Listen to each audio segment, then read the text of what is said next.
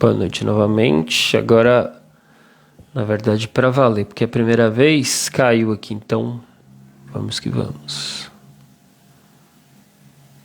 Fazer este convite.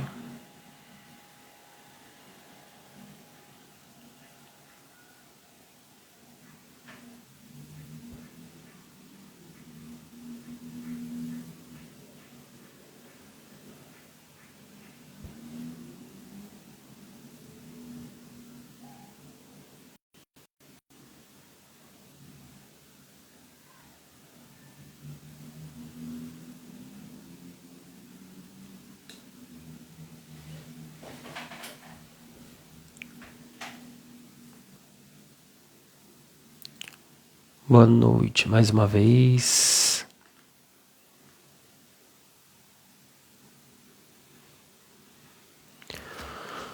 Vamos esperando as pessoas chegarem aqui para a gente enviar o convite aqui para nossa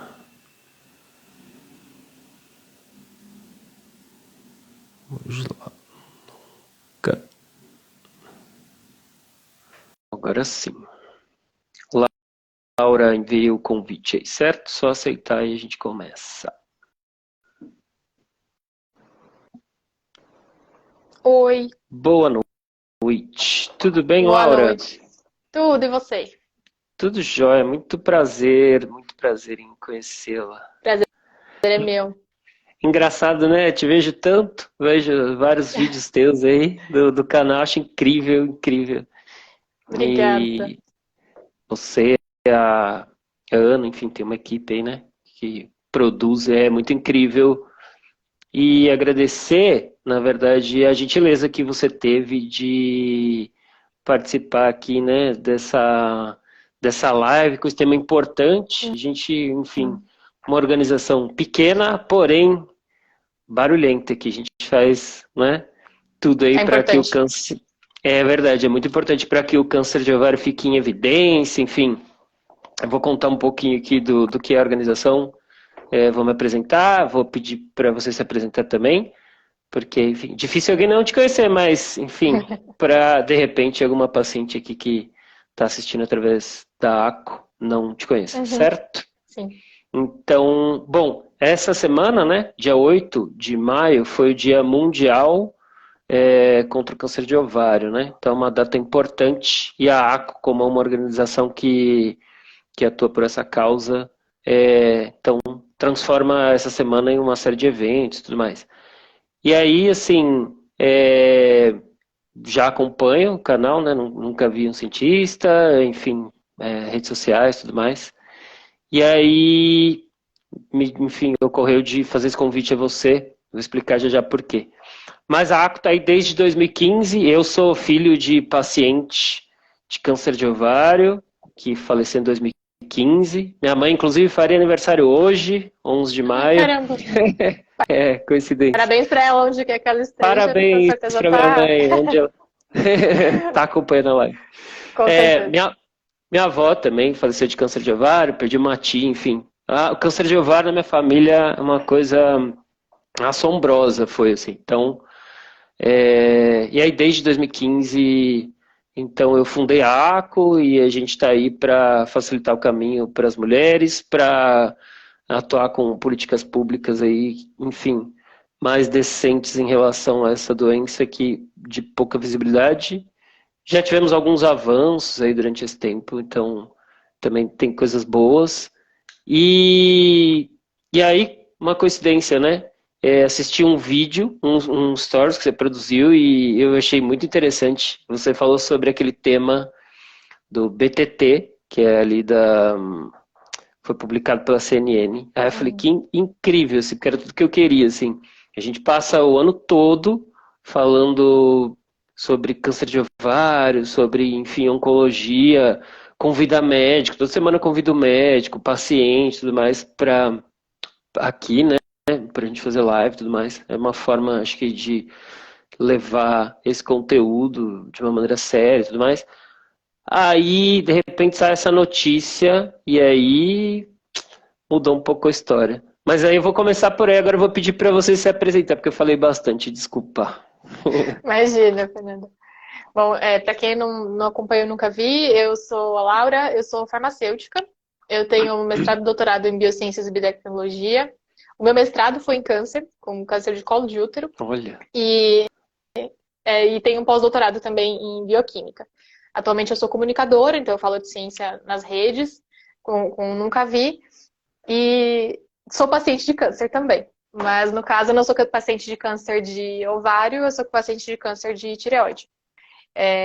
E essa notícia da CNN me tocou em dois pontos, né? Porque agora eu sou duas pessoas em uma nesse sentido. Então eu não falo mais só como cientista ou como uma pessoa que estudou esse assunto, que tem uma dissertação de mestrado sobre o tema. Eu falo sobre uma pessoa vivenciando a doença. E esse tipo de notícia é uma notícia que cria falsas esperanças, porque são notícias plantadas para vender coisas, né? Eu acho que isso é muito importante de todo mundo ter muito em mente. Eu acho que eu posso começar falando na nossa discussão aqui, eu tenho certeza que tem várias coisas para a gente abordar, mas acho que uma coisa que tem que ficar clara é, se é um tratamento novo, experimental, que está em estudo, as pessoas não podem cobrar por ele. Então, se alguém está te cobrando alguma coisa, isso não é um tratamento em estudo. Isso não é algo que realmente está sendo validado e comprovado que funciona. Acho que por aí a gente já dá para ter um bom parâmetro das coisas que funcionam ou não e das coisas que a gente deveria ter esperança ou não. Bom, primeira, aqui já fiquei também surpreso. Alguém comentou que, Laura, eu não sabia e tudo mais, então já me coloco aqui para dizer, espero que esteja tudo bem, enfim, contigo em relação a isso, né, seu tratamento, enfim, também me surpreendeu aqui. Aí, sobre esse tema, né? Aí você trouxe um outro ponto importante. Essa semana, Laura, eu conversei com na terça, fiz uma live aqui pela ACO, e aí conversei com a Mari Cansado. Ela é uma paciente de câncer de ovário, uma médica endocrinologista, casada com médico e tal. Então tem todo esquema, né? Médicos na família, médica. E aí a pessoa pensa, uma pessoa dessa aí jamais, né? Enfim, tem informação, nunca vai ter esse tipo de coisa. Então, né? Mas é uma outra história dentro disso que a gente pode até voltar nesse assunto. Aí, assim, ontem também, né, eu estava acompanhando um site que eu leio que chama Outras Palavras. E aí, publicação aqui, vou até ler, o título é o seguinte: Como tornar a ciência popular no Brasil? A divulgação científica e o combate ao negacionismo não podem ficar nas mãos da velha mídia. Isso aqui são palavras do Átila Yamarino, ele que, enfim, deu uma entrevista para essa mídia independente e tudo mais. Achei bem interessante, né? Divulgação científica e combate ao negacionismo não podem ficar nas mãos da velha mídia. Aí, contar uma história em relação a isso também, né? Que interessante. Quando minha mãe ficou doente, acabei de dizer, hoje ela faria aniversário e tudo mais, mas quando ela ficou doente em 2014, ela faleceu em 2015, eu fui atrás de um monte de coisa, assim, né? Enfim, eu não sou da área da saúde, sou da comunicação, enfim, não tem nada a ver com isso. Depois que eu entrei, né, para uma militância aí, acaba aprendendo oncologia. Muita coisa. Né? Aprendi muita coisa, Laura. Assim. Então,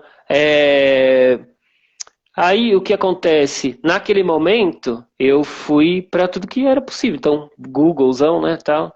Aí encontrei lá, na época tinha muito difundido a Ora Pronobis em cápsula. Eu fui para o interior de São Paulo buscar, como é que chama aquilo?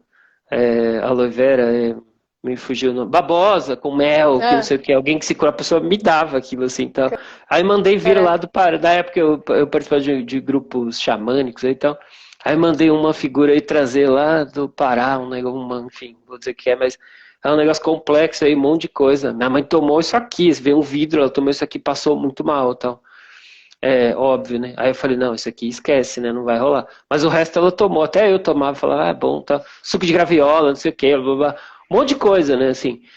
Aí, assim, passado todo esse tempo, eu penso assim, né? Falo, putz, hoje eu não faria esse tipo de coisa, né? Essa semana eu estava conversando até com uma colega e enfim, ela é médica também, a mãe dela foi paciente de câncer de ovário, e ela falou a mesma coisa também. Eu falo, nossa, jamais faria esse tipo de coisa, né? Ela fez também, tudo, né? Porque naquele momento é um negócio muito complexo e a gente tá atrás de tudo, assim. Aí entra no tema da live, assim, né?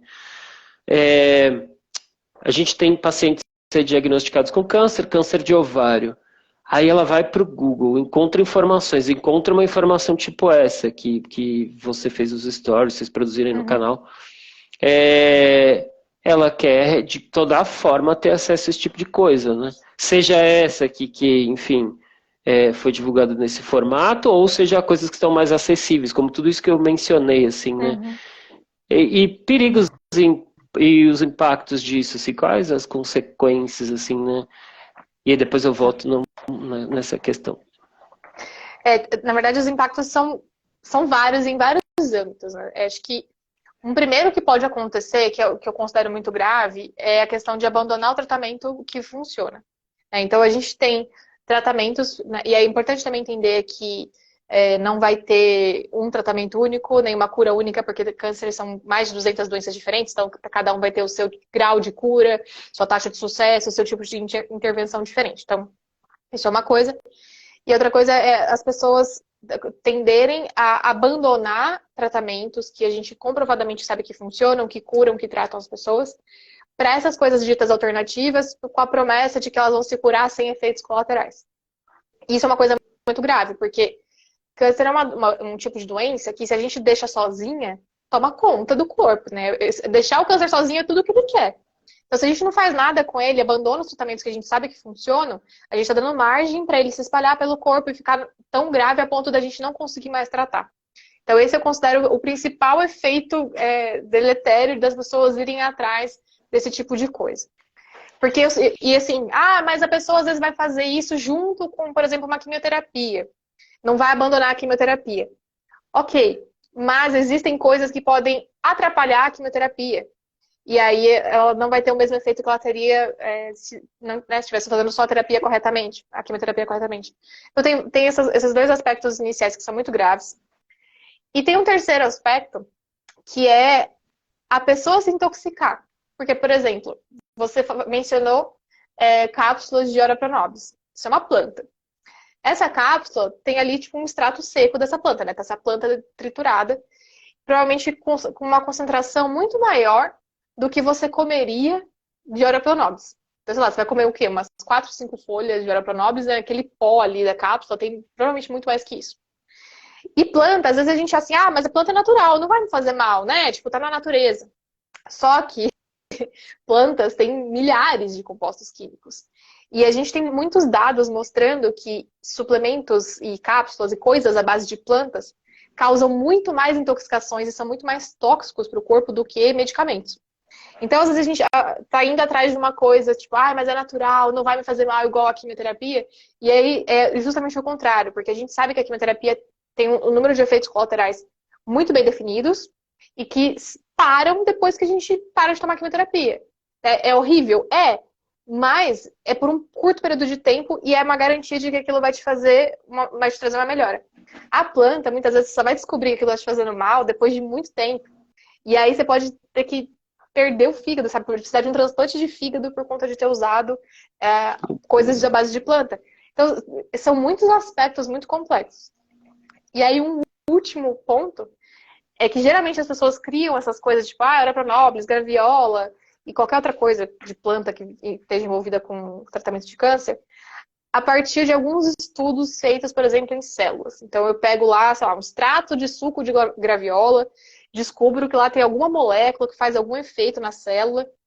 Folha de goiabeira, estão falando aqui, também já ouvi falar disso também. Folha de goiabeira é sensacional. E aí, se você coloca isso na célula, dentro do laboratório, no tubo de ensaio, e vê que, olha, impediu o crescimento da célula tumoral no laboratório. A partir desse ponto, para esse negócio virar um medicamento e efetivamente ser um tratamento para o câncer, tem, assim, um caminho gigantesco. E a maioria das coisas nem passa por esse caminho, vai ficando, porque quando chega no nosso corpo não tem o mesmo efeito.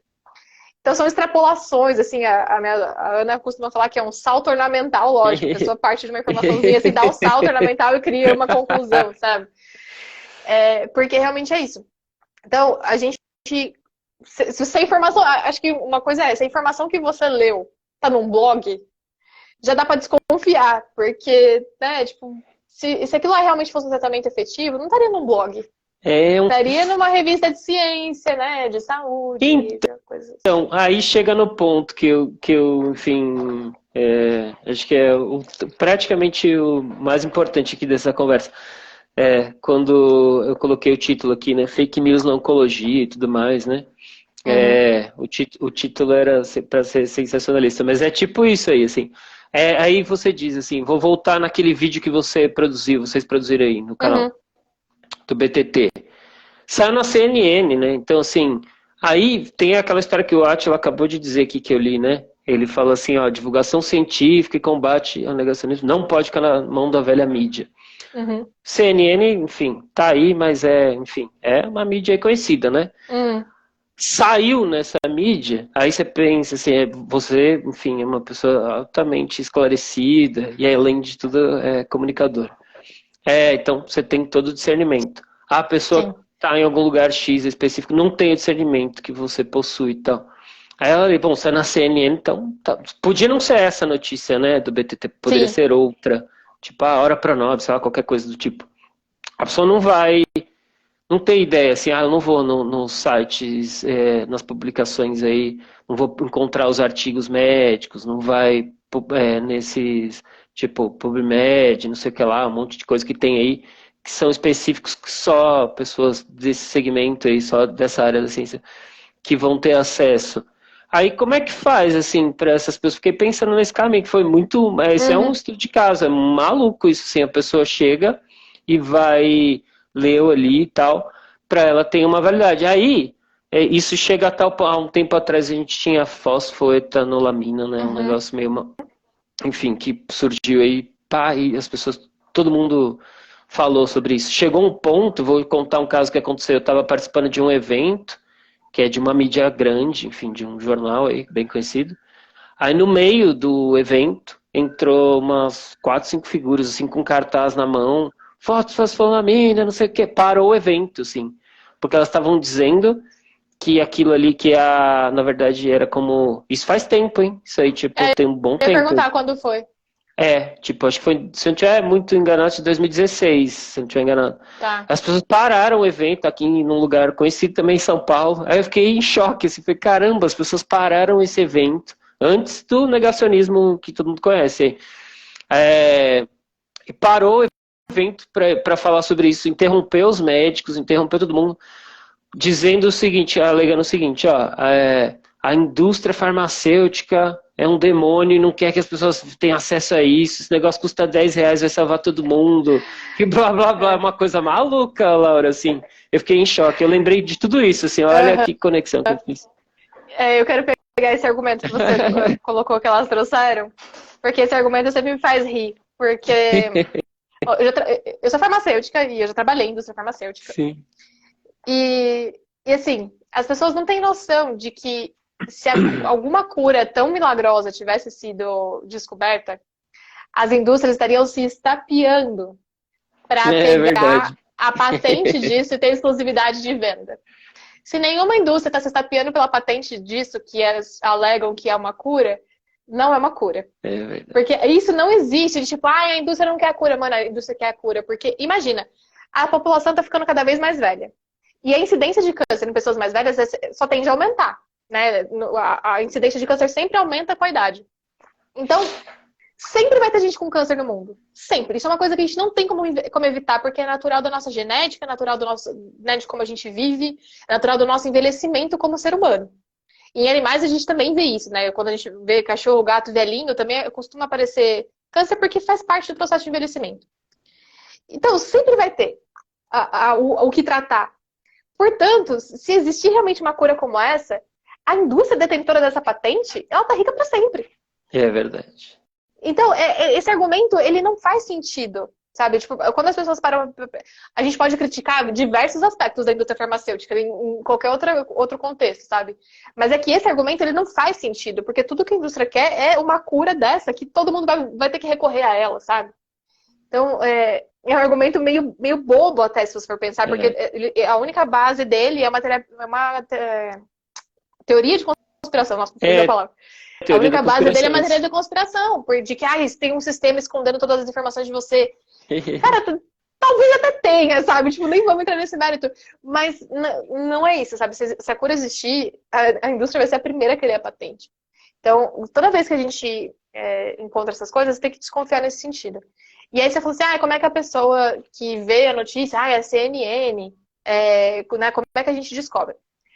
Vou dar uma dica aqui que não precisa ter esse conhecimento científico para poder buscar, tá?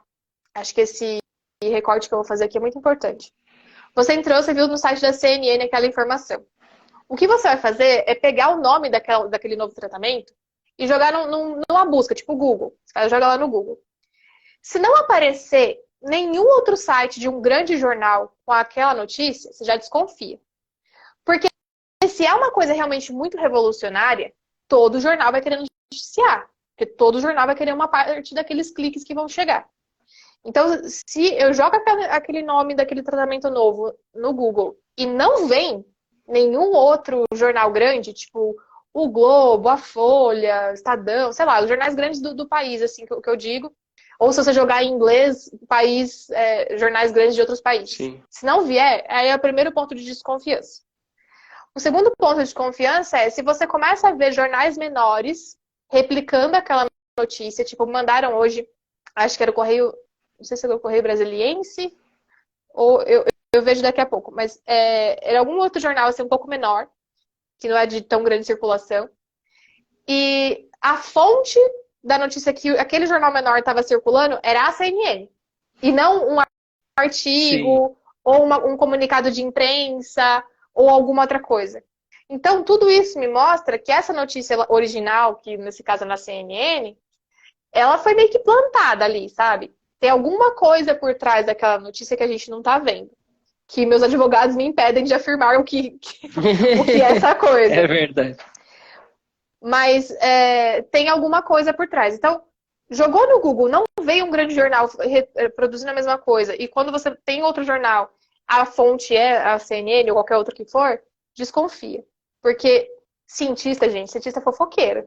Cientista gosta de divulgar a informação para todo mundo. Não existe isso de, os cientistas não querem que você saiba. A primeira coisa que um cientista faz quando descobre alguma coisa é contar para alguém.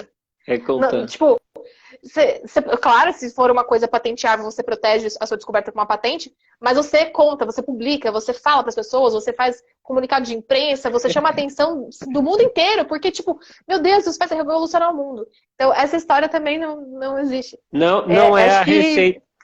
Ô, Laura, não é a receita do hambúrguer do siriguejo lá, que o cara guarda lá e fala, só ele tem. Exato, não é isso. Cientista sai falando para todo mundo. Exatamente. A gente sempre vai contar, porque o que interessa pra gente é justamente contar para o mundo a nossa descoberta. Um cientista que não divulga para o mundo a sua descoberta, ele não existe para o mundo. É verdade, entendeu? Então, se eu quero ter uma carreira científica real, eu preciso que as pessoas saibam do que eu estou trabalhando. Então, são só teorias da conspiração. Mas se lembrar disso que eu falei, né, de como fazer essa busca, já está suficiente. Não precisa nem buscar artigos sobre o assunto.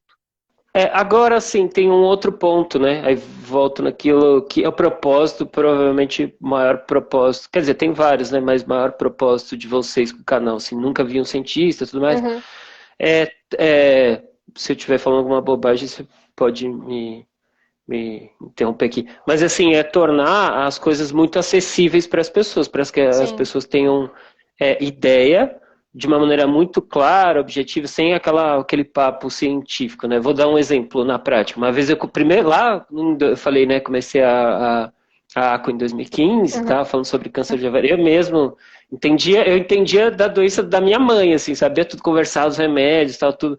Mas não entendia de câncer. Hoje eu entendo um pouquinho mais, bem pouquinho, mas entendo. Um pouquinho mais. Mas já faz uma boa diferença. Aí eu lembro, convidei um médico para dar uma palestra para outras pacientes e tal, e o cara era muito acadêmico, assim. Ele entrou e saiu, ficou 40 minutos, ninguém entendeu nada. E eu fiquei com vergonha, eu falei, meu Deus, pior que nem eu entendi também. Eu falei, meu Deus. Você não conseguia nem ajudar, né? Não consegui nem ajudar. Aí, beleza, passou isso tudo, né? Aí, o propósito de vocês, quer tornar a coisa acessível, aí a gente tá aqui falando sobre isso, tá falando sobre fake news também e tudo mais. na oncologia e tem um impacto, né? Enfim, que às vezes chega a consequência da pessoa realmente virar óbito, né? Se a pessoa Hum. abandona o tratamento e tudo mais. Aí eu fico pensando, assim, né? Dentro deste caminho todo, assim, esse tipo de informação, por exemplo, o vídeo que você produziu, tudo mais, né? Sobre como esclarecer as pessoas, tudo mais. Tudo isso, assim, ajuda de fato a combater, não a combater, mas dizer assim, as pessoas não caírem mais Uhum. nesse conto de que, ó, tratamentos milagrosos, coisas milagrosas em relação ao tratamento contra o câncer. Enfim, isso Uhum. diminui, faz com que as pessoas não caiam nessa história toda aí.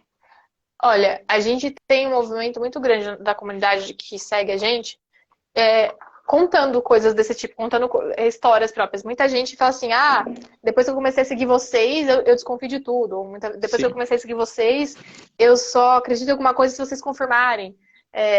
Então, uma parte do nosso trabalho não é só desmentir coisas. Uma parte do nosso trabalho é ensinar as pessoas a entenderem o que É pode ser mentira isso. ou não. Exatamente. Porque, assim, se eu tiver que fazer a pessoa vir sempre até mim para desmentir alguma coisa para ela, eu acho que eu tô fazendo meu trabalho errado, sabe? Porque eu não quero que a pessoa dependa de mim. Eu quero que o meu trabalho dê ferramentas para que ela consiga, mesmo que ela não saiba nada sobre câncer, ou nada sobre nutrição, ou nada sobre tipo, nada, sabe? Ela consiga olhar para aquela suposta notícia, né, bem entre aspas aqui, e desconfiar de que tem alguma coisa errada só pelo formato que a coisa tá colocada. Porque esse foi o intuito com o vídeo que eu fiz, inclusive, que você está mencionando, né, da notícia desse último tratamento. Não adiantava eu só virar para assim, gente, olha, isso aqui não funciona. Eu tinha que mostrar para as pessoas como que eu cheguei à conclusão de que aquilo não funciona. Então, eu filmei a tela do meu computador, foi um vídeo muito Eu tosco, vi. né? Foi um vídeo muito besta de ser produzido.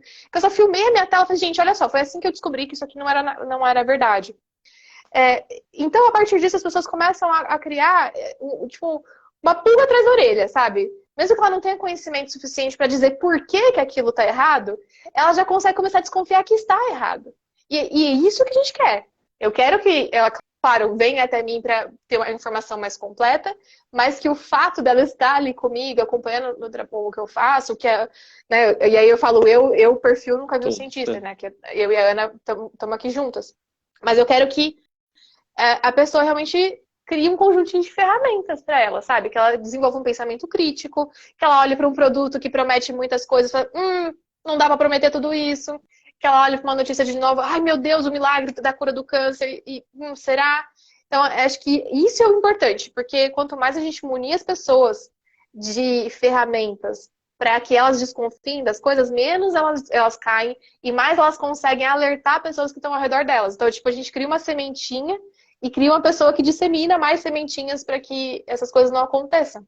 Porque acho que isso é o principal, né? Eu não quero que 100% das pessoas gostem de mim, gostem de me ouvir falar, gostem de ouvir a Ana falar, para, né, não cair em lorota. Eu quero que elas realmente aprendam, que elas podem não conseguir cair em lorota sozinhas. Vou tirar uma dúvida aqui. Tipo, os médicos gostam disso também? Porque às vezes eu tenho impressão, nem todos, né? Enfim, eu tenho a sorte de conversar com médicos que aqui eu convido e são muito legais, assim, de Uhum. verdade. Mas eu fico pensando assim, será que todos. Bom, não dá para generalizar também, mas assim, será que assim, o que tentando, né, pensar que essas figuras pensam assim, será que eles gostam disso? Se eles gostam mesmo de falar no linguajar acadêmico, para que as pessoas não entendam mesmo. Fico pensando, porque às vezes o que você falou assim, você dá um empoderamento, porque depois também isso volta, né? A pessoa chega, não, o que você Sim. está falando é isso, tal. Faz Eu sentido? acho que depende muito do profissional. Na verdade, não só de médicos. Na classe acadêmica, tipo, eu fui cientista há 15 anos da minha vida. Né, tipo, de estar trabalhando, eu ainda sou cientista no sentido de que isso, né, Sim. tá dentro do meu trabalho, mas trabalhando efetivamente dentro da área acadêmica foram 15 anos da minha vida. E ali dentro tem muita gente que não quer que o conhecimento seja popularizado. Porque existe ainda uma questão muito arcaica de que o conhecimento, né, a elite detém o conhecimento. Existe muito isso. O grande problema por exemplo, de inserção de cotas para entrar na universidade pública foi isso. Não foi a questão de igualdade racial para as pessoas. Foi a questão de que não vai ser mais só da elite, vai ter, né, todo mundo vai poder entrar na faculdade. Isso foi uma questão muito grande, isso é uma questão até hoje. E existem muitos casos de muitas pessoas que consideram que eu e a Ana fazemos aqui uma coisa tipo chula, uma coisa que diminui o prestígio científico. A gente já ouviu coisas assim que você desacreditaria, mas não é o caso aqui. Caso. Mas existem profissionais de todos os sentidos, todos os tipos de profissionais. Eu também tenho muita sorte de ter médicos me acompanhando que são, assim, nossa, eu tenho vontade de abraçar todos eles, nossa, são sensacionais, de ter paciência de explicar tudo, de querer que você saia do consultório realmente sabendo tudo. E no meu caso, eu sou uma paciente um pouco atípica, porque eu sou uma paciente cientista que estudou câncer, né, tipo, farmacêutica, então eu discuto com ele num outro nível de detalhe. Uhum. E mesmo assim ele discute comigo e a gente fala de evidência, a gente fala de estudo epidemiológico, a gente fala de um monte de coisa.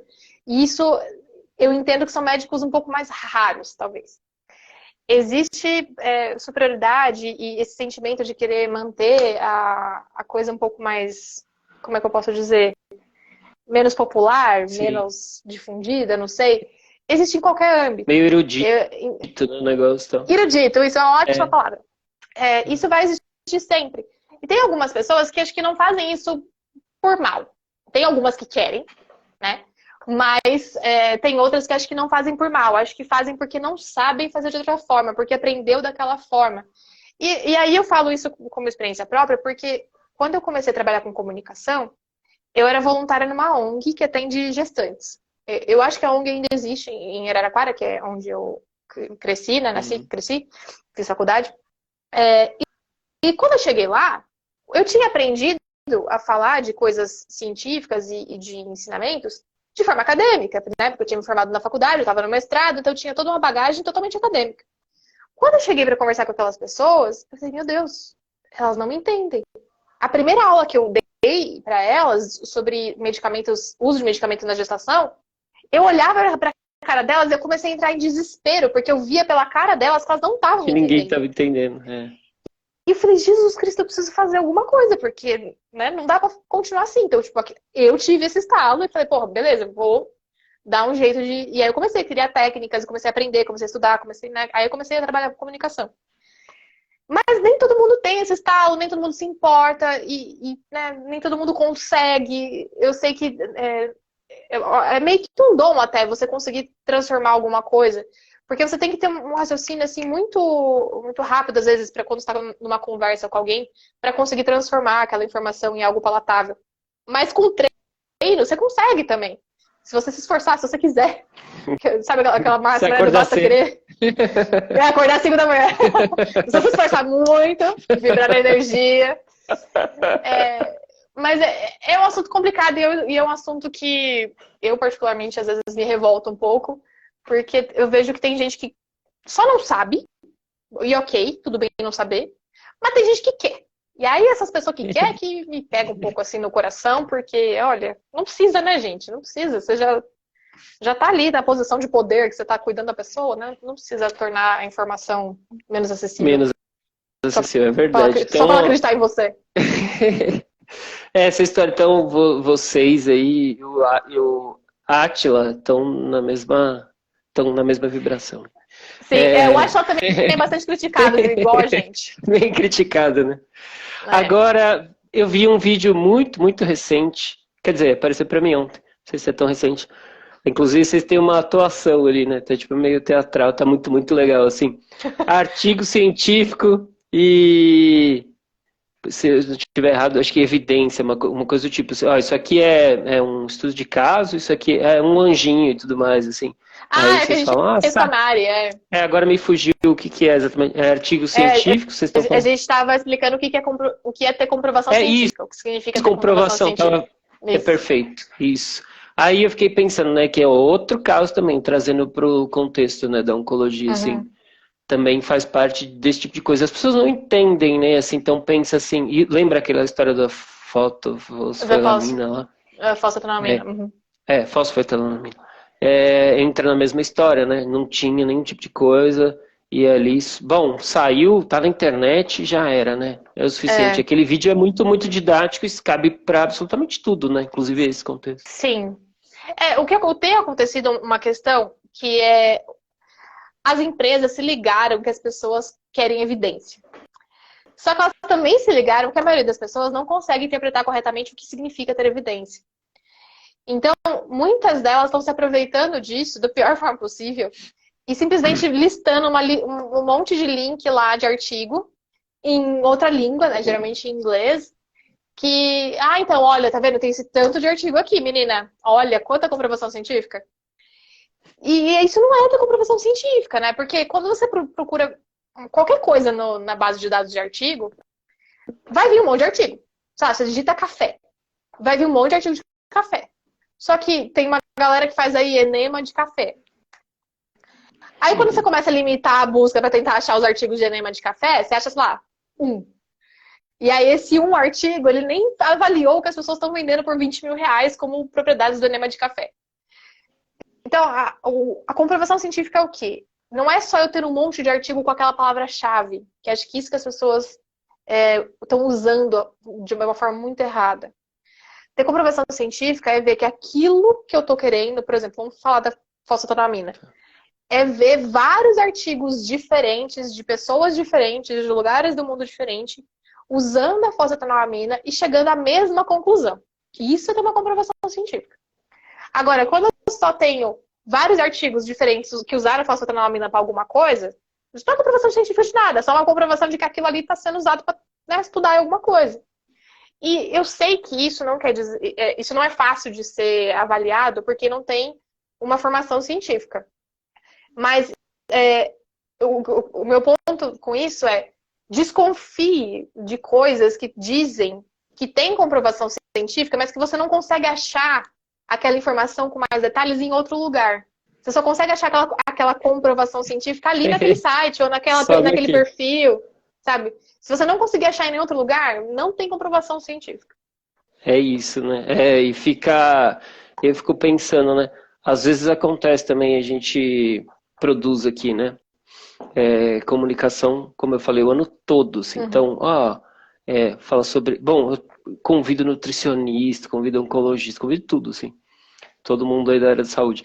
E pacientes também, né? Porque paciente, trocando ideia com paciente e tal. Sim. Mas aí, do nada, aí alguém vai lá e coloca assim, saiu o Dr. X, sei lá, não sei da onde, falou disso aqui. Nem existe o Dr. X, né? A pessoa vai lá e colocou. Aí você fala, caramba, tudo aqui. Aí todo mundo vai pra lá, assim, né? Corre, assim, meio que atrás disso. Aí você fala, caramba, é difícil, porque aí tem um ponto que você tocou também. Tem uma, talvez, dificuldade aí eu vou pensando assim, né? Lembrando, eu sou filho de paciente que morreu de câncer de ovário, neto de paciente que morreu de câncer de ovário. Então, eu fui muito porta-voz da minha mãe e tal ali. Uhum. E eu também ia atrás, assim. Eu não falava pra ninguém, mas eu ia atrás dessas coisas assim e tal.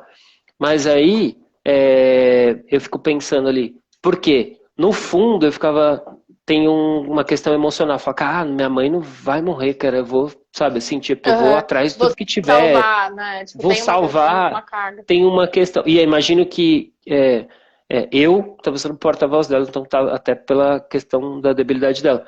Mas, às vezes, é a própria paciente que vai atrás disso, né? Ela fala, não, eu vou atrás e tudo mais, tal. E aí aí tem os dois lados, assim. Tem esse ponto que a pessoa realmente quer ir até o final, né? E aí também é uma coisa que você pode falar. E o outro é também, às vezes, não conseguir interpretar a coisa, assim, né? Uhum. Porque a gente passou o ano todo falando, isso aqui é fake, isso aqui não é uma informação séria, isso aqui não sei o quê. Uhum. E aí tem os dois lados, né? A falta de interpretação e esse outro lado também emocional que eu entendo de verdade, assim, porque, né? Não tem jeito, assim, às vezes você quer porque quer salvar, assim, né? No caso, eu queria salvar minha mãe, então, né? Cara, eu super entendo essa questão emocional, porque, e eu posso falar, né? Você pode falar muito. Uma das coisas que eu comentei, porque eu fiz o mesmo conteúdo que eu fiz aqui em vídeo no Instagram, eu falei numa thread no Twitter. E eu comecei lá falando justamente sobre isso. Quando entram notícias como essa, de tipo, uma nova cura, não sei o quê. A primeira coisa que as pessoas falam assim, quando algum cientista contesta, a pessoa fala assim, nossa, mas você é cientista, você não sabe a dor que é E- ter a Isso. doença ou ter alguém que você ama com a doença. Então, na verdade, eu sei. Eu É, posso dizer com todas as letras que eu sei. Porque eu não perdi minha avó pro câncer, mas minha avó teve 2 cânceres diferentes. Inclusive, o meu câncer de tireoide foi herdado dela. E depois ela teve câncer de mama ainda. Então, eu também tenho casos na família, e estou vivenciando a doença. Então, eu consigo falar isso com propriedade. Eu sei o que é a debilidade emocional, o impacto emocional de você receber um diagnóstico desse. Especialmente por ter estudado muito a fundo isso na minha carreira. E quando eu abri o meu exame, tava lá que tinha metástase já. Então, tipo, é muito complicado você abrir um exame desse, ainda mais no meu caso, tendo total consciência do que aquilo significava. Então, eu sei a debilidade que é e o quanto a gente quer, tipo, meu Deus, eu quero que alguma coisa mágica resolva essa doença, que eu não tenha que fazer todo o tratamento que eu sei que eu vou ter que fazer, sabe? Mas, o que eu tinha em mente a partir daquele momento era o que funciona, né? Conversei com o meu médico, tipo, tá, quais são os passos? O que a gente vai ter que fazer? E aí, no meu caso, né, no meu tipo de câncer, a cura era a cirurgia. E aí, como eu tinha metástase, eu tinha que fazer uma parte de radioiodoterapia, que é um tipo de radioterapia diferente. Em que você, ao invés de ter uma fonte de radiação atirando em você, você bebe a fonte de radiação para ela uh, destruir suas células por dentro. Então é um pouco diferente o processo. E é um processo agressivo, é tem um processo que requer consequência, isolamento, né? tem consequências, é um processo que requeria uma dieta restritiva. Mas eu estava ciente do que é. E a partir do momento que eu conversei com ele, eu pesquisei a respeito, né? No meu caso, li artigos sobre isso e tal. Mas eu estava muito ciente de qual era o procedimento. E tirei todas as minhas dúvidas ali. Eu acho que isso é muito importante. E a pessoa que, vamos supor que eu não tivesse esse esclarecimento. Né? Eu sou uma pessoa totalmente leiga no assunto, não sou farmacêutica, não sou profissional da saúde, nunca estudei câncer na vida. O que eu devo fazer se eu recebo um diagnóstico desse? Conversar com o meu médico e tirar todas as dúvidas que me surgirem, mesmo as mais idiotas que você achar que é idiota, sabe? Não interessa, porque não existe dúvida idiota nesse momento. Você tem que saber de Sim. tudo que vai acontecer no seu corpo. É o seu corpo. Você tem esse direito. E aí você só sai daquele consultório a hora que você tiver com as dúvidas esclarecidas. E aí, quando surgirem coisas que te falarem, te mandarem, ou que você encontrar por pesquisa própria, e que você não entender, procure alguém que talvez possa te ajudar. Porque eu acho que uma coisa muito importante é que você não vai lidar com isso sozinho, né? Sozinho, sozinha. Vai ter alguém com você. Seu companheiro de vida, sua família, filho, sabe? Tem gente que vai estar do seu lado. E aí compartilhar com essas pessoas essas dúvidas e tentar procurar alguém. A gente aqui, como canal, né, como perfil de tiração de dúvidas, a gente faz muito isso. Muitas vezes a gente não transforma alguma coisa em conteúdo, mas as pessoas mandam mensagem pra gente assim, olha, eu recebi isso aqui, ou então vi isso aqui agora, isso é verdade, isso procede, eu posso ter esperança, posso não ter. E a gente, da melhor forma que a gente pode, a gente responde, tipo, olha, sim, não procede, vamos atrás, vou pesquisar. Porque a gente tem essas ferramentas, a gente tem essas pessoas que já fazem esse trabalho à nossa disposição. Então, por que não consultar essas pessoas que estão estudando isso? Eu não preciso me tornar especialista em câncer do dia para a noite só para entender o que está acontecendo. Eu posso tentar falar com alguém que já conhece. Se meu médico foi muito ríspido comigo, ou então eu sou atendida no SUS e a consulta é muito rápida, eu não consigo tirar dúvida. Então, vamos lá, vamos tentar falar com alguém que consegue me ajudar. Porque isso é muito importante, porque é um momento de muitas dúvidas. É um momento de muita incerteza do que vai acontecer. E, no meu caso, para mim estava muito claro todas as etapas, mas para as minhas amigas não estava, para minha mãe não estava, para meu irmão não estava, para meu marido não estava. Então, muitas vezes minha mãe ou meu marido foram comigo até as consultas e eles fizeram perguntas pro médico.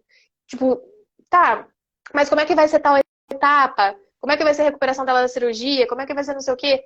Porque também é importante para eles participarem desse processo.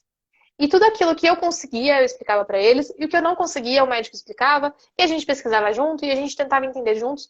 Que eu acho que isso é o mais importante. A gente tem que tirar da cabeça que esse diagnóstico é uma sentença, tipo, meu Deus, acabou minha vida, eu nunca mais vou viver porque agora eu estou diagnosticada com câncer. Existem cânceres mais agressivos que realmente avançam muito rápido e é mais difícil de curar? Existem. Mas na imensa maioria dos casos, o que mais tem são pessoas que passaram por um câncer e hoje estão livres dele. Então, desmistificar essa questão de é só mais uma doença, não é uma sentença de morte. Envolver a família, envolver os amigos. Tipo, mostrar para eles, usar as palavras corretas também acho que é importante. Às vezes a gente tem um receio de dar nome, né, para as coisas. E dar nome para as coisas nessa hora também é importante. Eu tô devagando aqui, tá, Fernando? Se qualquer coisa você Não, me tranquilo. Porque eu tô falando coisas que eu acho que eu julgo importante nesse momento e que fizeram parte da minha experiência. Então, não tente se tornar especialistas do dia pra noite. Entenda o que está acontecendo com você, mas busque pessoas que possam te ajudar a entender o que está acontecendo com você. Se não é o seu médico mesmo por N motivos, que seja um perfil como o nosso, perfil de médicos no YouTube, perfil de médicos aqui no Instagram, mas médicos que mostram as evidências, que realmente estudam, que são especialistas no assunto.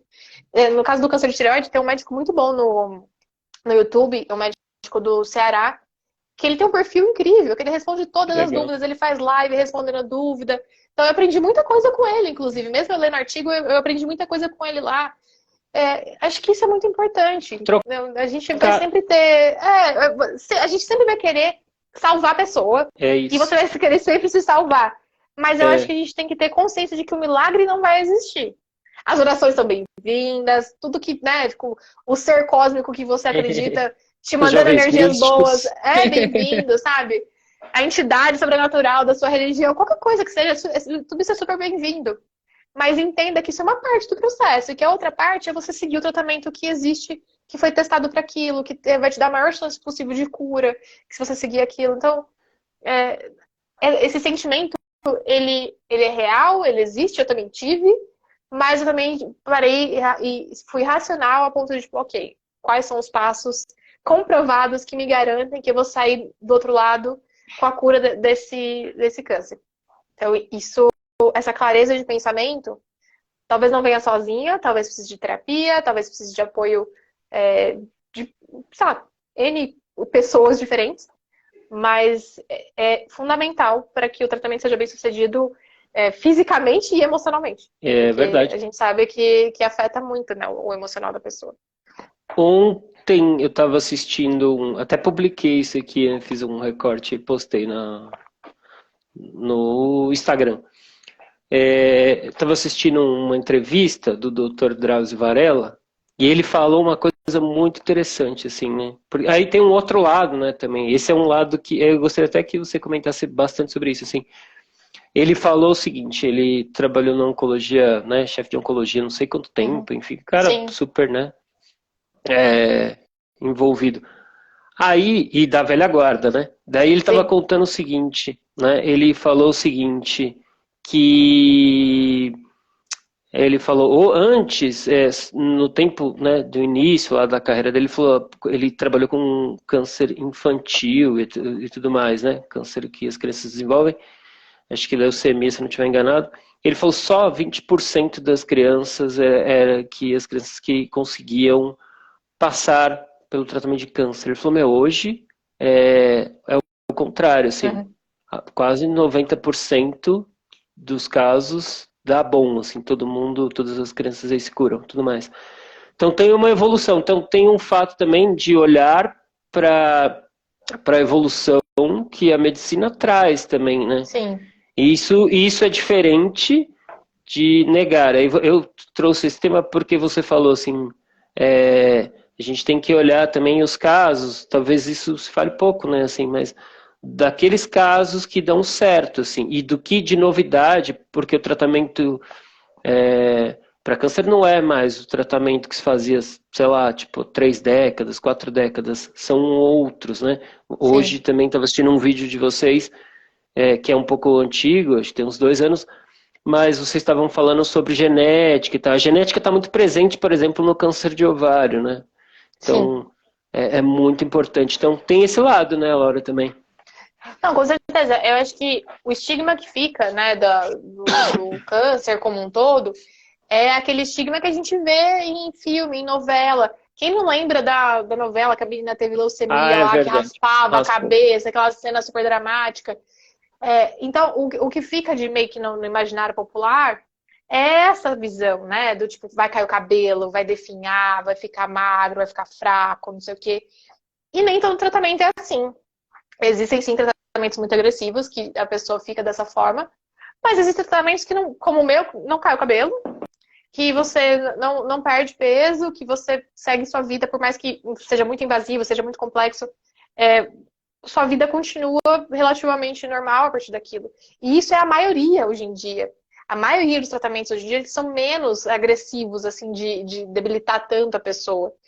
Tudo depende muito do grau do estadiamento do câncer, se está avançado ou não.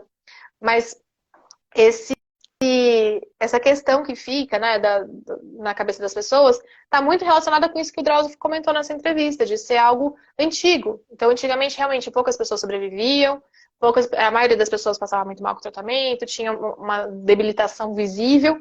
Hoje em dia é muito diferente. Para a maioria dos cânceres, se você descobre no início, as chances de cura, tipo, tem câncer com chance de cura de 100%. Então, a evolução é constante. Câncer é a coisa que a medicina mais pesquisa no mundo. Sabe? Acho que não tem outra doença mais pesquisada do que câncer. Justamente porque são muitos tipos diferentes. Então, entender que as coisas evoluem, entender o que tem de mais novo para tratamento naquele momento, é importante também para acalmar o coração nessa hora. Entender que as coisas evoluem e que você já está. Ter câncer hoje é muito mais fácil de tratar do que, sei lá, 30 anos.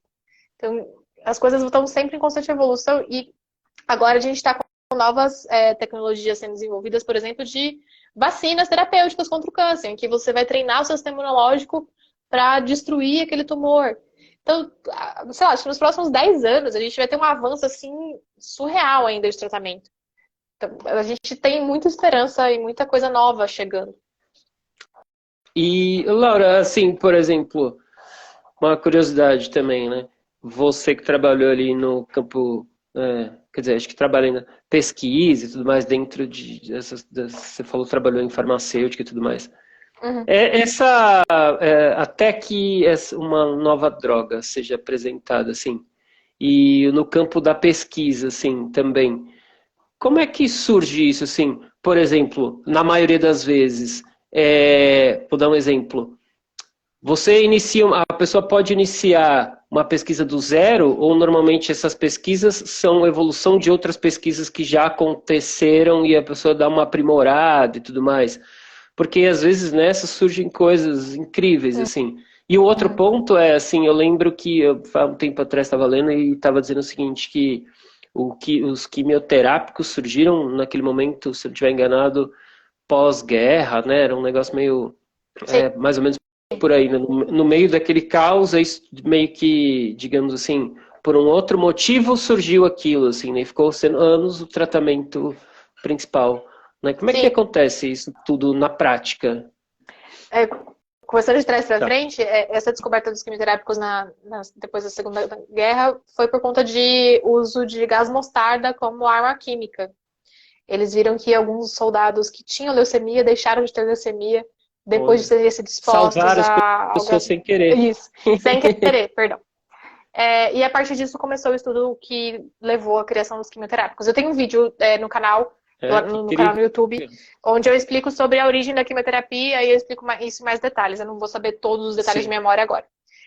Mas, basicamente, se perguntou se começa do zero ou se começa de algum outro ponto de partida, né? As duas coisas podem acontecer. Então, no meu caso, vou pegar o exemplo do meu mestrado. Eu queria achar uma forma de melhorar a eficiência do tratamento de câncer de colo de útero. Que já existe um tratamento que é com quimioterápico que chama cisplatina e que tem uma taxa de sucesso ok. Eu falei, bom, talvez a gente consiga melhorar isso. E aí eu consigo, né, sei lá, juntar a cisplatina com alguma outra coisa e essa outra coisa, de repente, ser mais eficiente. Então isso é um ponto de partida. Eu tenho alguma coisa que já existe, eu posso tentar ou melhorar essa coisa sozinha, ou acrescentar alguma outra coisa aqui para que as duas juntas tenham um efeito de sinergismo, né, que a gente fala, que é tipo de somar e aumentar a eficiência. Outra coisa pode ser, existem moléculas, por exemplo, numa planta que a estrutura é muito parecida com alguma outra molécula que a gente já conhece, que a gente sabe que é quimioterápico. Eu posso pegar essas moléculas da planta e tentar ver se funciona como quimioterápico realmente ou não. Ou alguma outra substância que, de repente, eu estava estudando e eu vi que as células morreram. Então, existe essa parte de começar ali do básico mesmo, de testar. E existe também uma questão que a gente tem muito hoje em dia, que é a modelagem matemática. Então, vamos supor, eu tenho, por exemplo, o câncer tem alguns tipos de câncer de mama que respondem muito a estrogênio. E aí, uma das coisas que a gente faz no tratamento é inibir os receptores, né, as moléculas que tem nesse câncer que respondem ao estrogênio. Então, eu posso pegar a estrutura dessa molécula do tumor, jogar num programa de computador e dizer para ele, olha, encontra alguma coisa que encaixa aqui para inibir, para bloquear a ação disso aqui. E aí o computador começa a analisar bibliotecas de moléculas. Algumas às vezes já existem, outras não existem, a gente pode fabricar. E vai tentando achar as que encaixam melhor e que conseguem bloquear aquela função para matar a célula. Isso é uma coisa muito recente e tem sido muito utilizada. E aí eu posso usar isso depois em células em tubo de ensaio. Se funcionar, eu passo para os animais. Se funcionar nos animais, eu passo para os seres humanos. Então, assim, tem muitos caminhos diferentes que eu posso começar. Então, eu posso começar de um tratamento que já existe, eu posso começar de uma planta, eu posso começar de uma molécula X, eu posso começar de um programa de computador. Mas uma coisa que é importante entender é que, independente de qual desses caminhos chegarem, eu vou ter que sair da célula, né, do tubo de ensaio, e ir para um animal, ver se no animal isso vai ter algum efeito. E aí, nesse animal tendo efeito, e sendo um efeito que não prejudica o animal, né, só mata o tumor, beleza, ele tem grandes chances de avançar, então, para o ser humano. E aí, no ser humano, eu vou testar se o benefício é maior do que o risco, então, se a morte do tumor acontece em maior quantidade do que os efeitos colaterais, porque se for ao contrário, não compensa. Então, o risco é muito maior, esse tratamento não segue em frente. Só que, e aí eu vou avançando nisso até chegar no ponto final de, tipo, beleza, realmente funcionou, a gente tem um novo medicamento que combate o câncer X. E isso são anos de pesquisa, porque são muitas etapas, muita coisa pode dar errado em cada etapa. Quando você sai do tubo de ensaio e passa para o animal, que é um organismo complexo, né, com vários órgãos, com várias coisas, a chance de dar errado já é muito maior, porque você tem várias coisas tirando, né, modificando aquela molécula. E aí, quando passa para o ser humano, pior ainda, porque as pessoas são muito diferentes, as pessoas têm corpos e metabolismos diferentes, tudo muito diferente do animal. Então, mas é basicamente isso. Eu não sei se eu respondi totalmente a sua dúvida, mas eu posso começar de qualquer caminho, na real. De repente, de repente eu estava estudando, sei lá, um negócio que eu queria que fosse antibiótico para bactéria. E aí, no meio do caminho, eu descobri que, poxa, mata a célula de câncer também. E aí eu desvio e começo a estudar aquilo vai para um outro câncer. caminho. Tem várias possibilidades. Eu perguntei isso porque um pouco antes você disse assim, se tem uma doença no mundo que é pesquisada, estudada, que está todo mundo aí, enfim, empenhado há décadas, é o câncer. Uhum. E aí, assim, então é um filtro, né? Pelo que eu entendi. Tipo, tem um campo grande Isso, é um funil. de estudo. É um funil, isso. E aí vai até, putz, essas daqui. Então tem muita gente pesquisando, mas que realmente se torna algo efetivo, são poucos, né? Eu um dia estava lendo um material aqui também que eu tinha recebido e estava dizendo o seguinte... mas aí são outros fatores, né? Mas só para exemplificar. Nos Estados Unidos, sei lá, no ano X, lá, quando eu recebi esse estudo, tipo, 10 novas drogas foram apresentadas. No Brasil, 1. Aí, é claro que tem uma questão, né? Que não é só a pesquisa. Mas é tipo isso, assim, né? Então deve ter, sei lá, 200 grandes pesquisas e mais só 10 ali que viram, né? E essas 10 ainda vão virar mais lá para frente ainda, né? Porque tem todo esse caminho, né, também. É isso. O caminho é bastante longo e e muito custoso, né? Então, por isso que muitas vezes os novos medicamentos às vezes Muito custam caro, caro, né? porque a indústria tem que, tipo, de certa forma, reaver tudo que ela investiu, né, em termos de tempo e dinheiro naquele medicamento.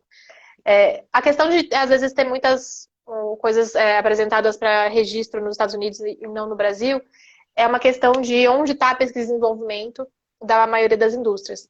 Então, aqui no Brasil, a gente tem poucas indústrias 100% nacionais que investem em pesquisa e desenvolvimento aqui, e o resto é multinacional que só fabrica coisas aqui, e a pesquisa e desenvolvimento está fora do Brasil, por isso que às vezes acaba tendo registro primeiro em outros países e depois no Brasil. Não é só uma questão financeira no sentido de lobby, nem nada Sim, disso. sim. Mas é isso. E aí, a questão de ser estudado também, uma coisa que a gente estuda muito sobre o câncer é como ele surge, quais são as coisas que causam aquele câncer. Então, por exemplo, no caso do câncer de ovário, ele é um câncer muito característico de ser genético, de ter vários casos na família. E muitas vezes, se não é o de ovário, é o de mama, que também tem um fator genético muito importante. Então, isso já é uma coisa, mas não necessariamente a pessoa ter o gene significa que ela vai ter o câncer. Então, tem outro fator que vai contribuir. Então, que outro fator é esse? Então, são muitas coisas que a gente precisa entender sobre todas as doenças diferentes para tentar criar alguma coisa que impeça o surgimento, sabe? Porque é aquilo que eu falei, inevitavelmente a gente vai ter. Mas pode ser que daqui a, sei lá, 100 anos, a gente descubra uma forma de as pessoas não terem mais câncer. Pode ser, né? De repente, a gente não vai estar vivo para ver. Mas pode ser alguma coisa que acontece, porque estudar como o câncer funciona, como ele avança, como ele surge, quais são as mutações que tornam ele, por exemplo, resistente ao medicamento, tudo isso também faz parte da pesquisa, não é só pesquisa de tratamento. São pesquisas muito importantes. Você disse assim, então, algo que isso tem muito a ver com a genética, né? Talvez. Então, por exemplo, hoje tem testes de mutação, né? O câncer de ovário tem bastante testes de mutação genética e tudo mais. Vou dar um exemplo. Assim, então, enfim, tenho 2 casos na família, direto, tá? Posso fazer o teste e aí, isso de certa forma, aparece uma estratégia para que eu, digamos assim, não desenvolva um tipo de câncer. No meu caso não vai ser o de ovário, mas pode ser um outro que esse gene vai influenciar. É isso na prática, né? Isso pode acontecer assim na prática. No seu caso, você não tem ovário, mas você tem mama, né? Você tem tecido mamário. E muitas vezes tem alguma relação entre câncer de ovário e câncer de mama. E aí pode ter. Isso não estou dizendo que é o seu caso, mas existem alguns casos genéticos que são relacionados o câncer de ovário com o câncer de mama. E aí, mas você pode, por exemplo, eu não sei se você tem filhos ou não. Mas se você de repente decidir um dia ter filhos e aí você tiver uma filha que tem ovários, né? Uma menina, uma criança tem ovários. Se você souber que você tem o risco, você pode já ficar atento e criar uma estratégia de prevenção para essa criança que tem ovários, né? Para evitar que ela desenvolva esse tipo de câncer. Então, o conhecimento genético ele também está evoluindo muito nesse sentido para esses tipos de câncer. Teve um caso muito recente, emblemático, há pouco tempo, da Angelina Jolie, que descobriu que tinha essa mutação. E no caso dela era a que eu mencionei, que era risco de câncer de mama e ovário juntos. E ela decidiu tirar as 2 mamas e tirar os ovários. Porque ela chegou à conclusão de que ela não queria correr esse risco. E assim, foi uma escolha dela. Mas ela teve o conhecimento sobre o corpo dela para conseguir chegar a essa conclusão. Nem todos os cânceres vão ser tão bem delimitados, mas os que forem, a gente está evoluindo muito na ciência para conseguir fazer esse diagnóstico precoce.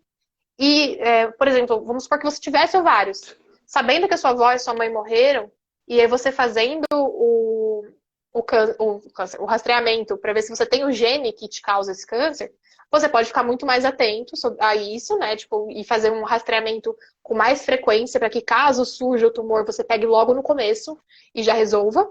Ou você pode ter a opção também, se você quiser, de tirar os ovários e aí fazer reposição hormonal e seguir a vida.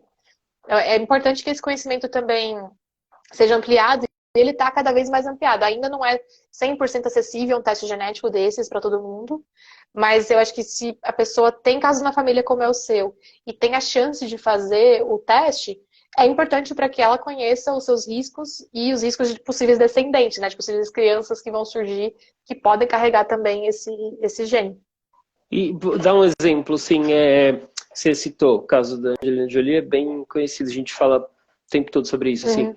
No caso, ela poderia fazer uma estratégia de... Quer dizer, é até considerado, de certa forma, radical, mas ela fez uma cirurgia, que, Sim. enfim, imagino que não é uma cirurgia também, então chegou lá e saiu andando. Mas é uma cirurgia. E aí, se é, no caso, o homem, por exemplo, qual é a estratégia? Se é só acompanhar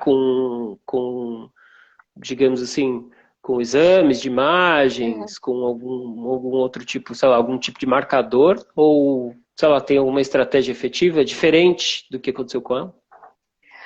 Acho que dá para ter uma estratégia muito parecida, no sentido de remoção de glândula mamária, porque dá para fazer essa cirurgia também.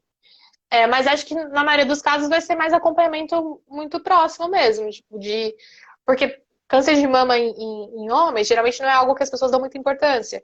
Mas nesse caso, seria muito importante a pessoa dar importância a isso e fazer o acompanhamento mais de perto, e ter olha, um médico, uma médica que fala assim, olha, então, eu tenho casos na família, assim, assim, assado, quero fazer acompanhamento para ver se eu não vou desenvolver. Porque a chance de homens desenvolver esse tipo de tumor, ela realmente é muito mais baixa do que mulheres, por conta da própria fisiologia do corpo mesmo.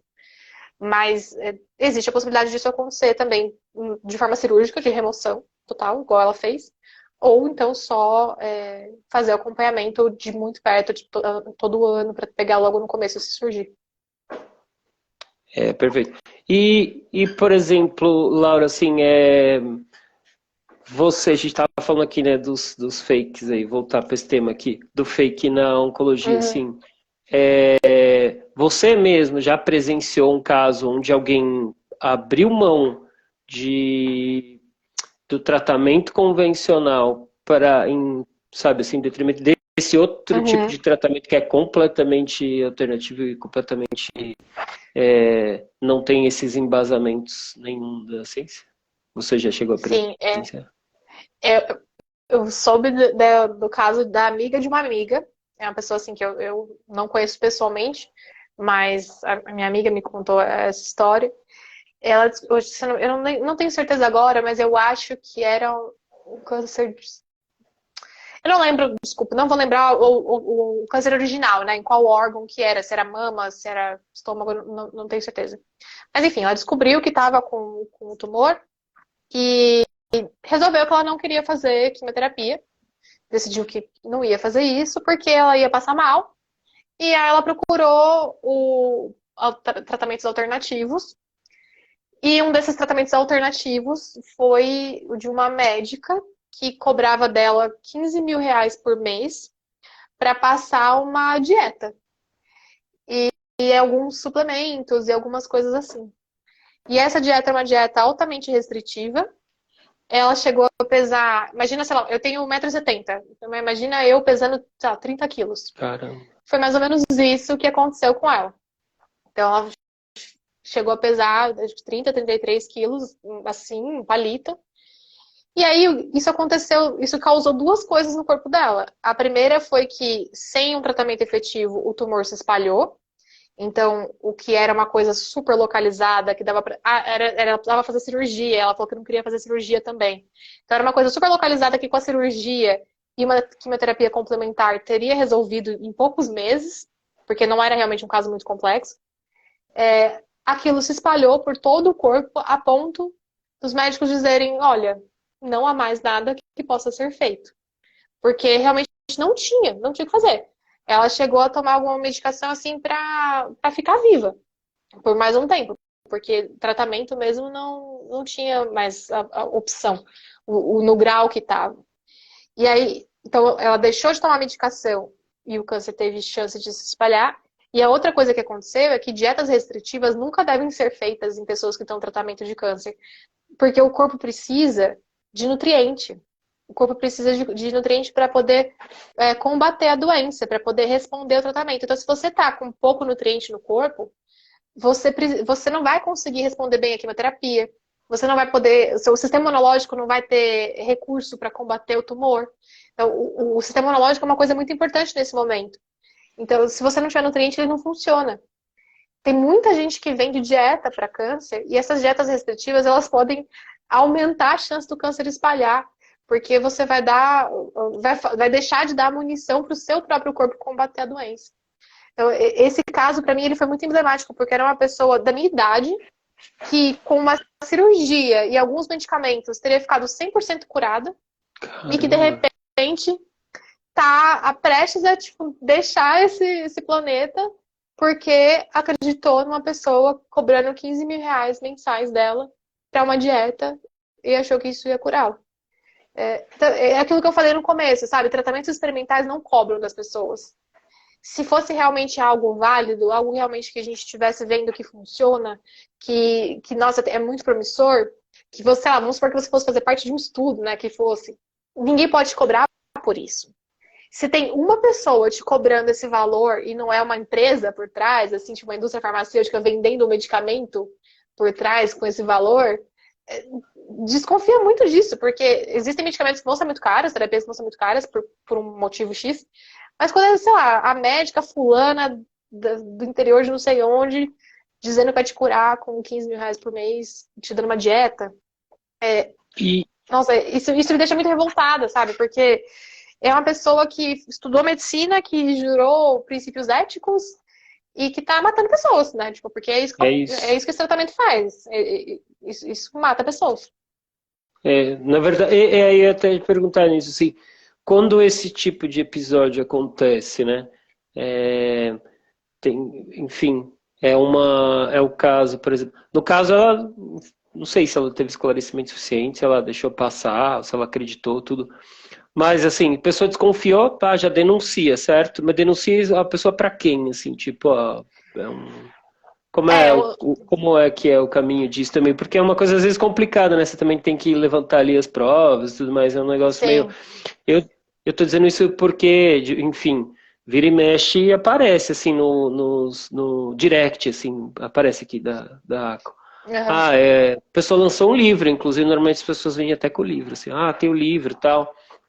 Tipo, cura o câncer com, sei lá, 15 palestras aí. Tipo, Tipo, deixe pensamento de da comer pessoa. açúcar e É, é, coisas. esse tipo de coisa, assim. Porque o açúcar alimenta o câncer. É isso. Então, esse é um caminho um pouco nebuloso, porque essas coisas aqui no Brasil não funcionam como deveriam em termos de denúncia de profissionais médicos. Geralmente você tem que fazer a denúncia para o Conselho Regional de Medicina, né? Então, aqui em São Paulo, para o Conselho Regional de Medicina de São Paulo, fazer a denúncia e mostrar, tipo, olha, essa pessoa está ofertando, vendendo tratamentos sem comprovação científica, tem aqui casos de pessoas que ela já matou.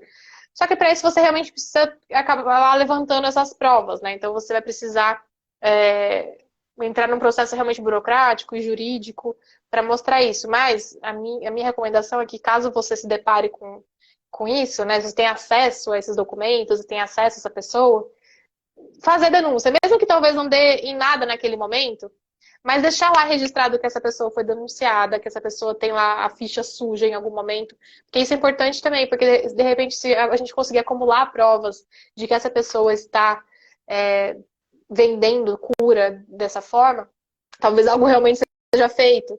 Assim, isso é uma indignação minha, assim. Tem muito médico que eu vejo por aí que eu não entendo como que não tá preso, sabe? Porque a gente sabe já de casos de pessoas que morreram por conta deles. Tem um muito famoso, que eu me recuso a dizer o nome, mas que as pessoas seguem muito aqui no Instagram, seguem muito no YouTube, que fala de tudo, assim. Hoje eu fui colocar um vídeo lá no YouTube, eu fui digitar a palavra-chave, apareceu o nome dele na frente. Eu falei, caraca, do que eles não falam? É.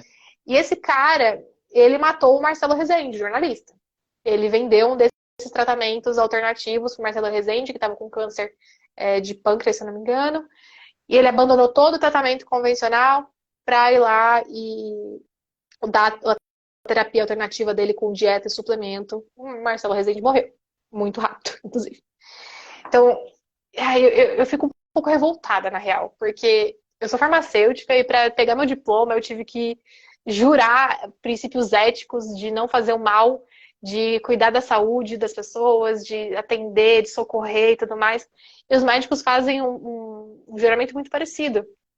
Então, eu não sei, me deixa muito revoltada, na real. Porque essa pessoa poderia ter sido salva, essa pessoa poderia estar viva, essa pessoa poderia ter tido uma qualidade de vida muito melhor. as pessoas ao redor dela poderiam estar convivendo com ela ainda, sabe? Tipo, não ter tido a dor da perda assim tão precoce.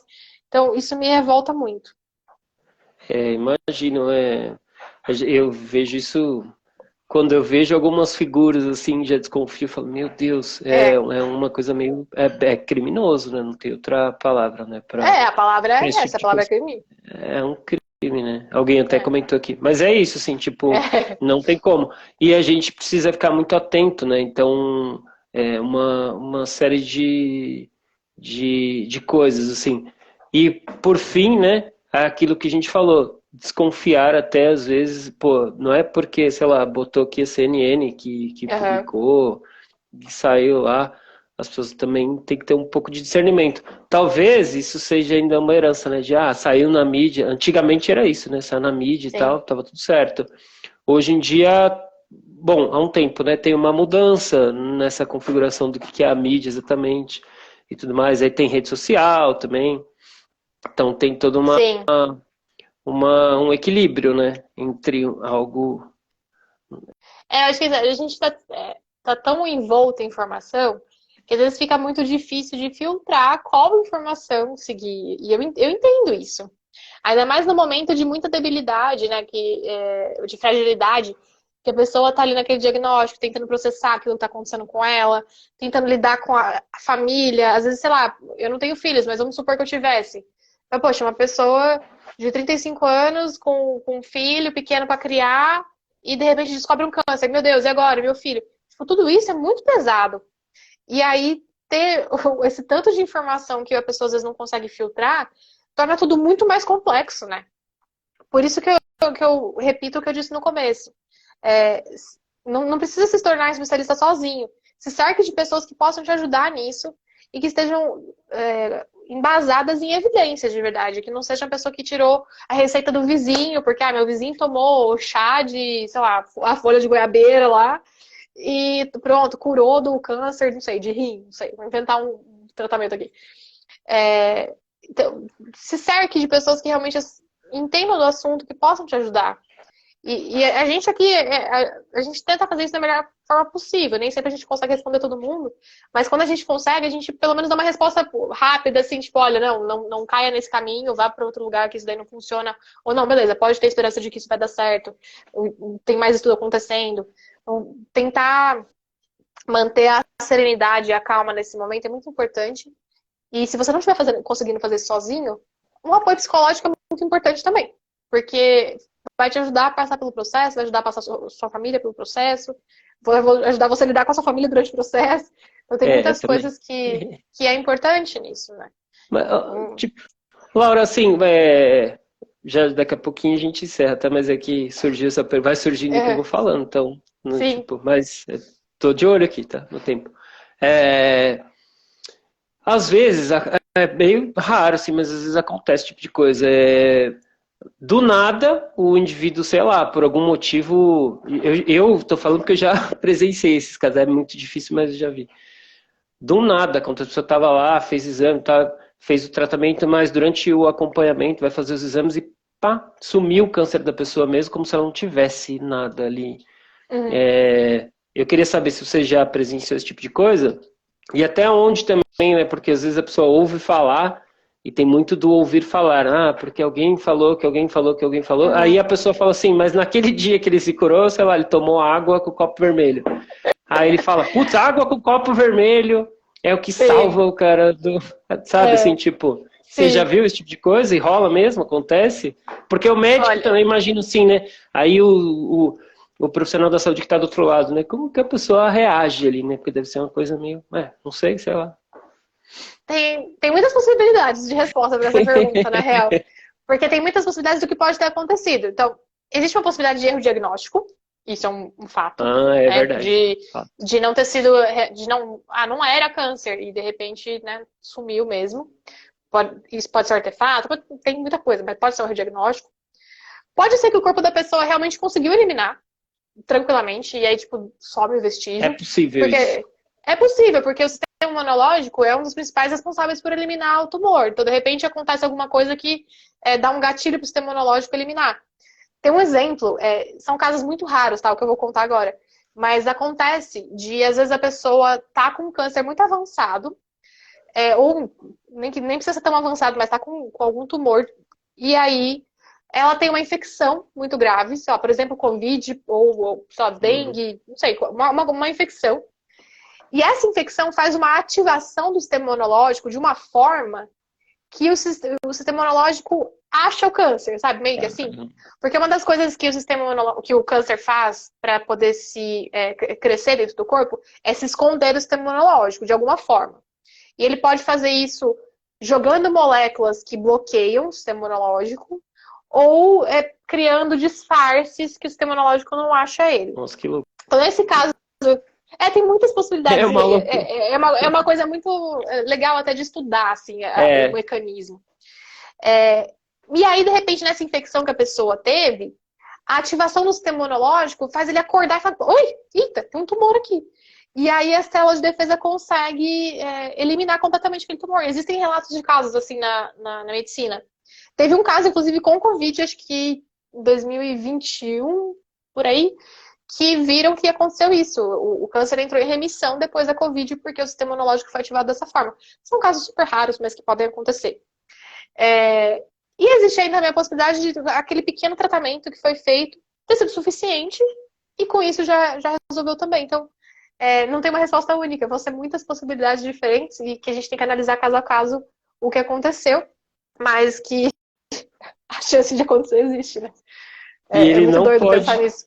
Não pode atribuir aquilo que eu falei, né?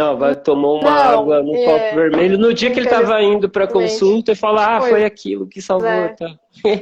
Não caiu nessa. Infelizmente não vai dar. É isso. Laura, acho que, bom, a gente está mais de uma hora aqui conversando, enfim, ficaria mais tempo, mas também a gente tem, né, limitar o tempo, senão a gente fica infinito. É melhor que você volte num outro momento, a gente poderia falar sobre isso. E eu quero agradecer muito, muito, muito sua gentileza, né, de ter respondido e aceitado falar sobre esse tema nessa semana, que é a semana do combate ao câncer de ovário, foi no dia 8, Dia Mundial do Câncer de Ovário, então vamos ficar todo mundo ligado aí. Parabéns, assim, pelo trabalho incrível, né? Eu já há muito tempo, não falo muito tempo, mas acho que pelo menos um ano eu acompanho. Na época aí da Covid eu comecei a ver muita coisa, sempre achei muito incrível, assim, agora tem até atuação, tá cada vez mais legal, né? Meus anos de teatro estão sendo úteis, finalmente. Aí, tá vendo? Tá muito incrível, assim. Aquela que eu vi, a última do Anjinho, eu achei incrível, sensacional. Assim. Obrigada. É um trabalho teatral. Desejar que você tenha uma ótima recuperação. Depois eu vou te mandar a mensagem perguntando, tá tudo bem e tal, pra ver só para, né? Enfim, quero ficar em paz aqui, que tá tudo bem também. Sim. Tá bom? Sim, obrigada, Fernando, foi um prazer. E aí eu deixo o convite aqui para quem tá assistindo, que já acompanha a Aqua aqui, acompanhar nosso trabalho. Se tiver alguma dúvida que eu puder ajudar a esclarecer, nosso e-mail, nosso inbox está sempre aberto. Às vezes a gente demora um pouco para responder, mas eu prometo que em algum momento eu consigo achar a mensagem no tumulto que a gente recebe e responder. Vai para aquelas mensagens, como é que chama aquilo? Uma caixa oculta, né? E você não acha nunca. Depois de um ano você olha, nossa, tu mandou. Não, de vez em quando eu tenho que ficar olhando lá, porque às vezes o Instagram some com as mensagens, eu vou ver mensagem tipo um ano depois. É realmente isso. Então é isso. Muito obrigado, Laura. Obrigado a quem assistiu você também. Tchau, beijo, boa noite. Tchau, boa noite.